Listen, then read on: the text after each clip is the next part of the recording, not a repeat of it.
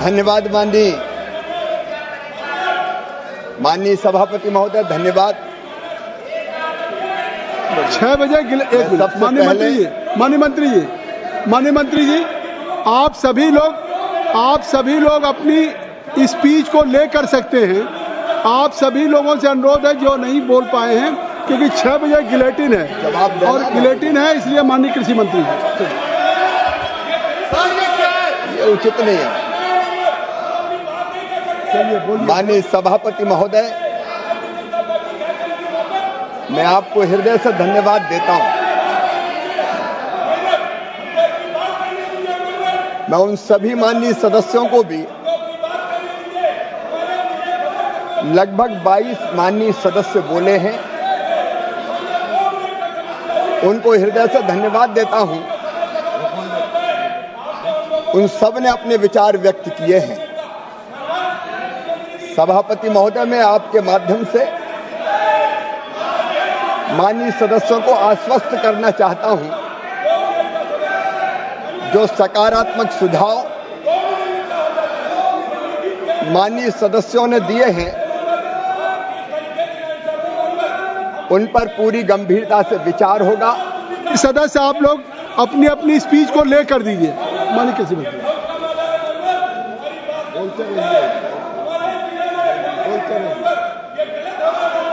तो जो सकारात्मक सुझाव दिए हैं, उन पर गंभीरता पूर्वक मैं कृषि मंत्री के नाते सदन को आश्वस्त करता हूं कि गंभीरता से विचार करेंगे। लेकिन माननीय सभापति जी, मैं सोच रहा था कि प्रतिपक्ष के मित्र भी सार्थक चर्चा करेंगे। लोकतंत्र में संवाद, लोकतंत्र में बहस और लोकतंत्र में चर्चा सही अर्थों में लोकतंत्र के प्राण हैं। माननीय सभापति महोदय, ये तो ठीक नहीं, मैंने सभी माननीय सदस्यों को ध्यान से सुना है।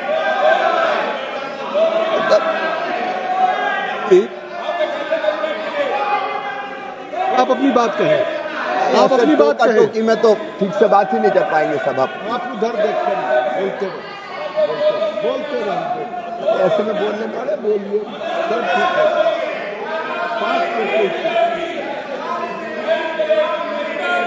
माननीय सभापति महोदय, आप बोलिए। माननीय कृषि मंत्री जी, निंदक नियरे राखिए, आंगन कुटी छवाए, बिन पानी साबुन बिना निर्मल करे सफाई। आलोचना का सदैव स्वागत, लेकिन सभापति महोदय, क्या आलोचना के लिए केवल आलोचना की जाएगी? क्या आलोचना में कोई तथ्य नहीं होंगे? और क्या अपनी बात कह के सरकार की बात नहीं सुनना चाहेंगे? माननीय सभापति महोदय, प्रतिपक्ष का यह व्यवहार ठीक नहीं है। मैं एक एक सवाल का उत्तर देना चाहता हूं, और यह अधिकार भी है हमारा।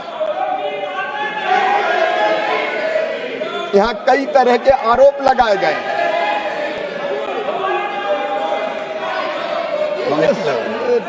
ऐसे में तो बोल ही नहीं पाएंगे माननीय सभापति। आपको बोलना होगा। बोलने में मजा नहीं आया। आपको माननीय कृषि मंत्री जी, आप kindly only address to the chair. आप चेयर को एड्रेस करिए, आप बोलिए। माननीय सभापति महोदय, हमको एड्रेस करिए, सारे सवालों का जवाब दीजिए, आप उधर मत देखिए। ये टोका टोकी में बोलने की आदत नहीं है, क्योंकि मैं साफ दिल का इंसान हूं। जो कहता हूं दिल से कहता हूं, अंतर आत्मा से कहता हूं। और मुझे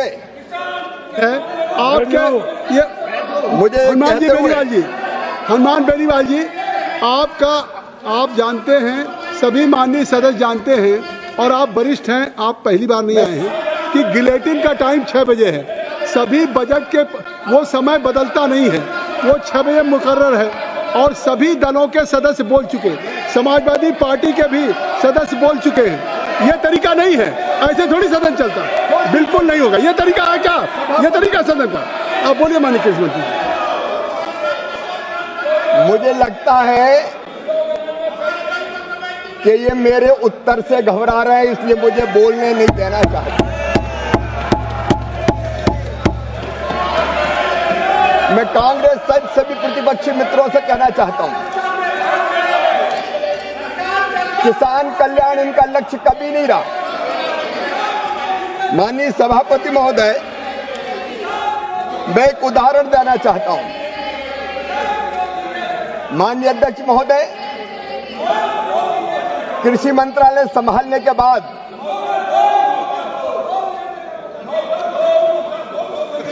आप बैठो, ऐसे नहीं, बैठिए बैठिए, हाँ बोले, बैठो बैठो, बैठिए, ऐसे नहीं चलता।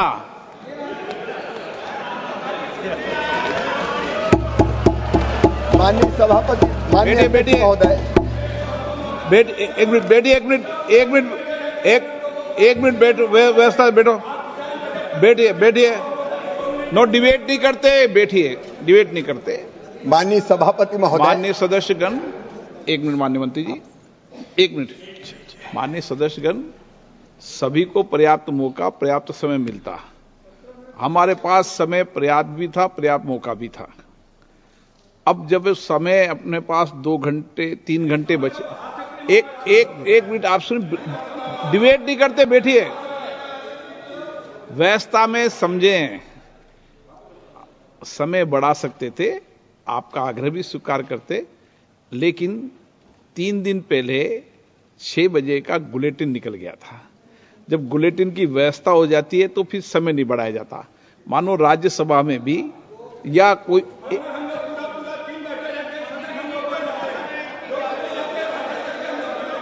मैं आपको मंडे को मौका दूंगा, मंडे को मौका दूंगा आपको। मंडे को जो विषय जो लोग बैठते हैं, एक मिनट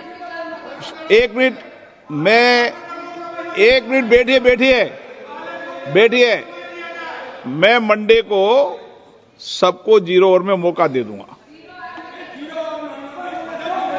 बजट में बोल लेना आप। 2 मिनट बोल तो लिया था, 4 घंटे के लिए प्लीज बैठिए। नहीं, अब 1 मिनट आप व्यवस्था से सुनेंगे ना, तो आपको बैठिए डिबेट नहीं करते। 17 मिनट आपको समय था, आपको 26 मिनट समय दिया गया। ठीक, दल को मिलता है, आपको नहीं मिलता। चलो शिवराज जी, उसको भी रखा।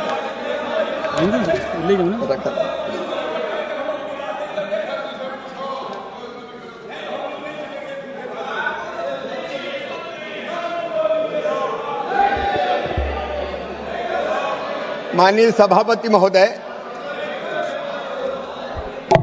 मैं सोचता था कि विपक्ष कोई सार्थक चर्चा करेगा और किसानों की चिंता उनको होगी, लेकिन पूरी बहस के लिए सुनी मैंने, खोदा पहाड़ निकली चूहिया वो भी मरी हुई। हम पे आरोप लगाए गए, आरोपों का भी स्वागत है, आलोचना का भी स्वागत है, लेकिन क्या केवल आलोचना के लिए की जाएगी? क्या आलोचना में तथ्यों को तोड़ मरोड़ के पेश किया जाएगा? माननीय अध्यक्ष महोदय, कहा गया कि भारतीय जनता पार्टी के लोग किसानों की जमीन छीनना चाहते हैं, कब्जा करना चाहते हैं। यह भी कहा गया कि हम लाठियां बरसाना चाहते हैं, किसानों को जबरदस्ती उठाना चाहते हैं। माननीय अध्यक्ष महोदय, पंजाब के किसान संगठनों से भी चर्चा करने एक बार नहीं, 3 बार 3 मंत्री गए। हमने विनम्रतापूर्वक चर्चा की, कई तथ्यों पर बात हुई, अगली चर्चा की तिथि भी तय हुई। लेकिन मेरे परम मित्र जयप्रकाश जी कह रहे थे, और उसके बाद एक साथी और बोले कि वो तो गई इसलिए थे कि वो जाए आ जाए तो पकड़ के ले जाए। अब आप कौन की दोस्ती, हमारी दोस्त रही है क्या कभी? लोकसभा चुनाव तक आप के गले में बहियां कौन डालते थे मेरे मित्र? आप और वो साथ साथ थे, और आरोप हम पे लगाए जा रहे हैं। आप किसानों की बात कर रहे हैं माननीय अध्यक्ष महोदय। मैंने कृषि मंत्रालय संभालने के बाद लाल किले की प्राचीर के सारे प्रधानमंत्रियों के भाषण सुने। मैं ये जानना चाहता था कि किसानों को और खेती के बारे में किस प्रधानमंत्री जी ने क्या क्या बातें कही है। मुझे जानकर आश्चर्य हुआ, स्वर्गीय पंडित जवाहरलाल नेहरू जी, जिनका मैं बहुत आदर करता हूं, लेकिन किसानों के मामले में 49 से लेके 63 तक केवल 3 बार बोले, बाकी वर्षों में नाम ही कभी किसान का नहीं लिया। स्वर्गीय श्रीमती इंदिरा गांधी जी,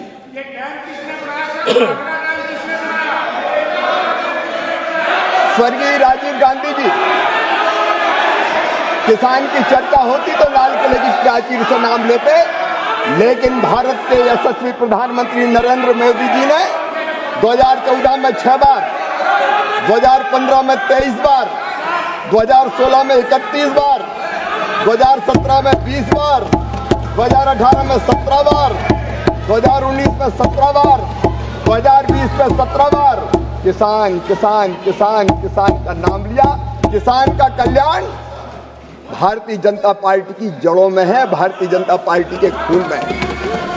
माननीय अध्यक्ष महोदय, मैं निवेदन करना चाहता हूं, आप लाठियों की बात नहीं कर रहे हैं, नहीं तो मैं ये बताना चाहता हूं। माननीय अध्यक्ष महोदय, ये लाठी गोली की बात कर रहे हैं तो सुन लें। बिहार 1986 में कांग्रेस की सरकार थी, एक आंदोलन के दौरान किसानों पे गोलीबारी हुई, 23 किसानों की मृत्यु हुई। नई दिल्ली 1988 सरकार कांग्रेस की थी, 31 अक्टूबर 1988 को स्वर्गीय श्रीमती इंदिरा जी की पुण्यतिथि का कार्यक्रम था। अपनी मांगों को लेकर किसान जनपद पर धरना दे रहे थे, कार्यक्रम खराब नहीं हो जाए इसलिए लाठीचार्ज और गोलीबारी हुई, 2 किसानों ने अपनी जान गंवा दी। हमसे बात करते हैं। उत्तर प्रदेश साल 1988 मेरठ एनडी तिवारी जी मुख्यमंत्री थे, गोलीबारी हुई 5 किसान में पूरी सूची दे सकता हूं, और इसलिए ऐसे तथ्य रखने का प्रयास ना करें। माननीय अध्यक्ष महोदय, हम सब जानते हैं कृषि भारतीय अर्थव्यवस्था की रीढ़ है और किसान उसकी आत्मा। किसान अन्नदाता है माननीय अध्यक्ष महोदय, अन्नदाता, और अन्नदाता होता है जीवन दाता। मैं भारतीय जनता पार्टी के दृष्टिकोण को प्रकट करता हूं, किसानों की सेवा हमारे लिए भगवान की पूजा से बढ़कर है और उसमें हम कोई कसर नहीं छोड़ेंगे। और तथ्य बताते हैं, आप बजट की बात कर रहे थे, ये बजट मेरे पास रखा हुआ माननीय अध्यक्ष महोदय। 10 साल 2004 से 2014 का बजट देख लीजिए। 2004-05 में कितना प्रावधान था बजट में? 4,767 करोड़ रुपया, फिर 6,531 करोड़ रुपया। कुल मिला के 10 साल में जो कांग्रेस ने 10 बजट प्रस्तुत किए थे, उनमें कुल बजट खर्च किया था, बजट का प्रावधान था 1,51,277 करोड़ रुपया। और ये एनडीए की सरकार, भारतीय जनता पार्टी की सरकार है। मुझे कहते हुए गर्व है, आपने 1,51,000 करोड़ खर्चा किए थे, हमने 10,756 करोड़ रुपए का बजट प्रस्तुत किया।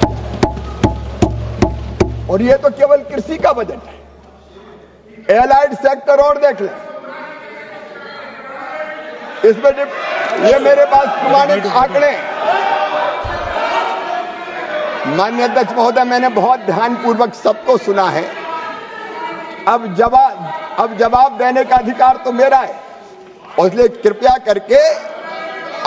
करके सुन लें। डिपार्टमेंट ऑफ एनिमल हस्बेंड्री, आपने 10 साल में खर्च किए 15,544 करोड़ रुपया, हमने किए 43,425 करोड़ रुपया। माननीय अध्यक्ष महोदय, मेरे पास आंकड़े, परसेंटेज की बात हो रही थी। सच सुनिए, धैर्यपूर्वक सुनिए। 13 और 14 में आपने बजट प्रस्तुत किया था, उसमें केवल 1.66% कृषि पर प्रावधान आपने किया था। आप हमारी बात करते हैं, हाथी के दांत खाने के और दिखाने के और। ये नहीं चलेगा माननीय अध्यक्ष महोदय।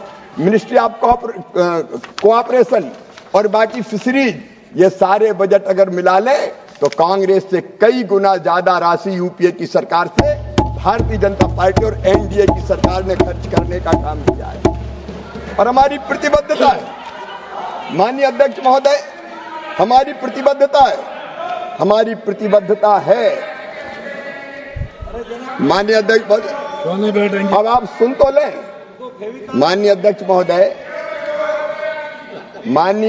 महोदय, अगर लीडर विजनरी हो, जनसेवा और देश की सेवा लक्ष्य हो, और उस लक्ष्य की पूर्ति का संकल्प हो, उस संकल्प को पूरा करने के लिए रोड मैप बनाया जाए, और उस रोड मैप पे दिनों रात परिश्रम करके चला जाए तो चमत्कार होता है, और ये चमत्कार नरेंद्र मोदी जी के नेतृत्व में हो रहा है। माननीय अध्यक्ष महोदय, अगर आप देखेंगे उत्पादन में, मैं मोदी सूत्र आपको बताता हूं। ये भारत है, आज का भारत, नया भारत। एक जमाना था तब हम अमेरिका का PL 480 जैसा गेहूं खाने को विवश थे, लेकिन आज अन्न के भंडार भरे हुए, और 80 करोड़ भारतवासियों को, यूरोप की कुल आबादी है 50 करोड़, अमेरिका की आबादी 30 करोड़, कुल दोनों मिला के यूरोप और अमेरिका होते 80 करोड़ के। अकेले 80 करोड़ को नरेंद्र मोदी जी फ्री में गेहूं और चावल दे रहे हैं। मैं किसानों को प्रणाम करता हूं, मैं प्रधानमंत्री जी को धन्यवाद देता हूं। लगातार उत्पादन बढ़ रहा है। माननीय अध्यक्ष महोदय, आप प्रोडक्शन देख लीजिए, ये मोदी जी की नीतियां हैं, प्रधानमंत्री जी की नीतियां हैं। फूड ग्रेन का प्रोडक्शन, माननीय अध्यक्ष महोदय, 265.05 मिलियन टन था 13-14 में, ये बढ़ के अब 330.92 मिलियन टन हो गया है। और हॉर्टिकल्चर का प्रोडक्शन, माननीय अध्यक्ष महोदय, 277 मिलियन टन से बढ़ के 362.08 मिलियन टन हो गया है। आप गेहूं देख लीजिए, आप चावल देख लीजिए, आप ज्वार देख लीजिए। लगातार अन्न का उत्पादन, फलों का उत्पादन, सब्जियों का उत्पादन लगातार बढ़ता जा रहा है, और केवल उत्पादन नहीं, उत्पादकता भी बढ़ रही है। गेहूं पहले जब 13-14 तक यूपीए की सरकार थी, 2416 किलो प्रति हेक्टेयर होता था, अब बढ़ के 2859 किलो प्रति हेक्टेयर हो गया है। गेहूं 3145 से 3540 तक, एक आंकड़ा है मेरे पास। ये उत्पादन बढ़ा है, उत्पादन बढ़ भी रहा है।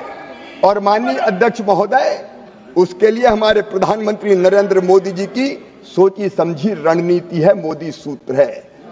अगर किसानों की खेती को लाभ का धंधा बनाना है, और प्रधानमंत्री कहते हैं हमारा किसान अन्नदाता है, उनका विकास ही देश का विकास है।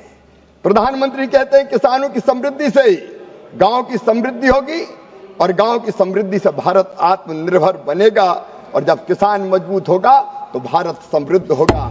उससे किसान को मजबूत बनाने के लिए प्रधानमंत्री नरेंद्र मोदी जी के नेतृत्व में उत्पादन बढ़ाने का काम हो रहा है, और उत्पादन बढ़ाने के लिए एक नहीं अनेकों प्रयास किए गए।